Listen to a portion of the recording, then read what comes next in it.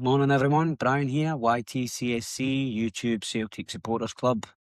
Hope you're all doing well. Wednesday, 4th of February. We are going to Aberdeen tonight, but before we start, if you could all have a little like, share and subscribe, help us get to the magic 1888 subscribers. That would really help the channel and really help us grow. So yeah, what about last night? Mirren beat Hearts late on through Miguel Freckleton header. Hearts got reduced to 10 men. Massive win for St Mirren, but more importantly, huge setback for Hearts and their title hopes. We know what it's like to kind of close a league out and handle the pressure, but this is brand new territory for Hearts. They were 6 points clear, going in there, chance to go 9, really put a foot down on the title race, but the buddies had different ideas. That lead is now shrunk to, well, we're still 6, and if we win tonight, it's down to 3. We will play them again at Celtic Park, so massive results. They needed that to keep up the momentum, and let's see how they handle the pressure, how they handle the chase. But as I said, brand new territory for Hearts, so let's see if we can close the gap. We need to take this opportunity. We cannot let this opportunity slip, because we have been not at our best all season. Off the field issues, drama, players, board, protests, fan bans, everything. This tonight is a massive game. So we go to Pittodrie tonight, 8 o'clock kick-off on the TV. On paper, we should be favourites. We have not struggled against Aberdeen.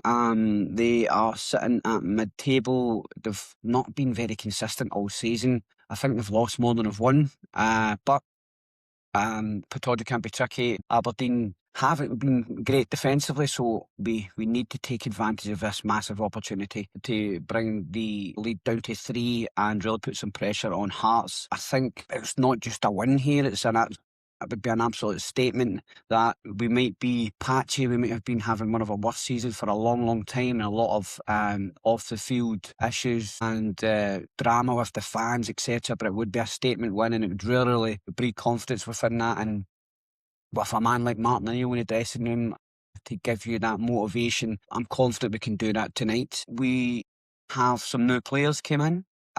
Just personally, absolute letdown of a transfer window. I've saw loads of memes and gifs, etc. about, so how much we've not spent, etc. I saw a headline of an article that St Johnstone spent more money than Celtic in the transfer window, which is mental. That just should not be happening.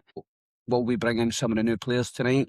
Obviously, we always kind of dominate possession, get the ball wide, and hopefully exploit Aberdeen's kind of vulnerability in defence. Aberdeen might sit and counter. Could be one of those kind of nervous games, where the fans are on their case because of last night's result. We want us to start well and really dominate possession and go ahead and get the win. So will we bring in, will we see any new faces tonight? We brought in Junior Adamu, new striker from Freiburg.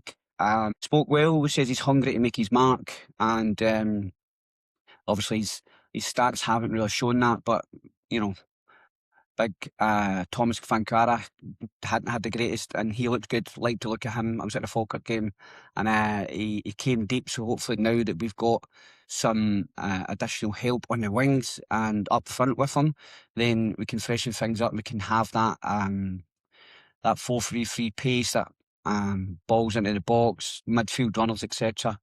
All about the balance. Let's see how he Martin and Sean kind of balance that up with, do you put him in early, or do you let him come off the bench? We also have Joe Mvuka, who is that was a bit of a he was a striker that was in and out, medical, etc. So Joe Mvuka, getting pace on the wings. Let's see how he does. We've also brought in Benjamin Arthur from Brentford, I believe, for defensive cover. Stephen Welsh has went back to Motherwell. Personally, we had Jamal Simpson-Pusey as defensive cover. Boy, Man City, great pedigree. He looked okay in the game he played. Wasn't pressured, wasn't worried. Didn't look out of place, as if he was, he could have handled a shot in the team or a run in the team. We lost Joy Kenny, went out to Bolton Wanderers, obviously for game time, etc. And Stephen Welsh returned to Motherwell on loan. We also had the Arnie Engels, Nottingham Forest saga, 15 million, 17 million, 25 million all in. We never cashed in. I think it was too late in the window to do that. We didn't have any replacements. So Martin O'Neill came out in his press conference yesterday and said that he didn't want me to go. It was too late. He didn't want me to go. He wanted me to stay and help the team. Yeah, you can understand that, but where does that leave Arnie Engels? That a massive move to England, massive wages, big focus, big exposure in the kind of most high-profile league in the world. Will that prove to be a mistake? Will Engels down tools? Will he, try and prove himself and make sure he gets the move in the summer? Bit of a gamble, but, the Celtic board decided not to do it. Martin O'Neill must have had an influence on that. And I think, in all honesty, we'd need him for the push for the title. So yeah, it's a bit of a weird one. Usually they sell for profit, etc. Obviously with Kyogo, Jota, not Jota, I would do with Jota out of Saudi, Kun, etc. Apart from Jota coming back, all of those players haven't really set the headlight away from Celtic.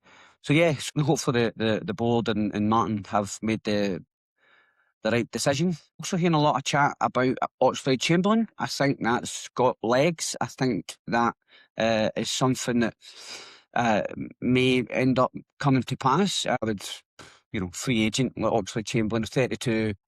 Guy has done it with Liverpool, done it with Arsenal. Apparently he's a friend of Joe Hart, so Joe Hart will obviously give him the lowdown on the fans, etc. So what about that one? He's a free agent.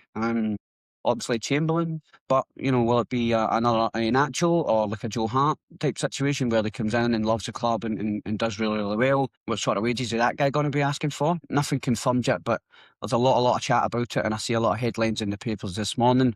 Yeah, a massive game tonight for Celtic to cut the lead down to 3 points. We need to take advantage of this opportunity. And what do you think? Let us know in the comments, guys. What's your predictions and the scores? Will we take advantage of Hearts' slip-up?